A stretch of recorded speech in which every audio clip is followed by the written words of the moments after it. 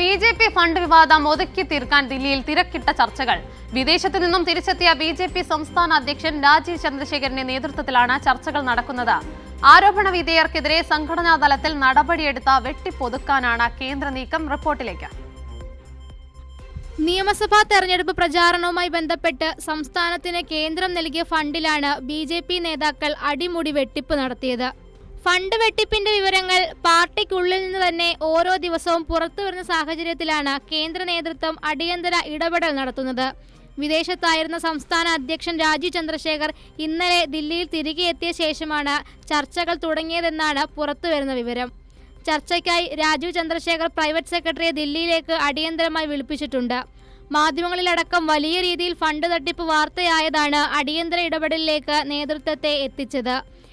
ഇതോടെ ആരോപണ വിധേയർക്കെതിരെ നടപടിയെടുക്കുമെന്നാണ് ലഭിക്കുന്ന സൂചനകൾ. എന്നാൽ നടപടിയുടെ മറവിൽ വെട്ടിപ്പ് മറച്ചുവെക്കാനും കേന്ദ്ര നേതൃത്വം ശ്രമിക്കുന്നുണ്ട്. കേരളത്തിലെ വെട്ടിപ്പ് ആരോപണത്തിന് പിന്നാലെ മറ്റു സംസ്ഥാനങ്ങളിലെ ഫണ്ടൊഴുക്ക് പുറത്തു വരുമോ എന്ന ആശങ്കയാണ് നേതൃത്വത്തെ പ്രതിരോധത്തിലാക്കുന്നത്. എന്നാൽ വെട്ടിപ്പിന് പിന്നിലുള്ള മുഴുവൻ പേരെയും പുറത്തു കൊണ്ടുവരണമെന്നാണ് ഒരു വിഭാഗം നേതാക്കളുടെ ആവശ്യം.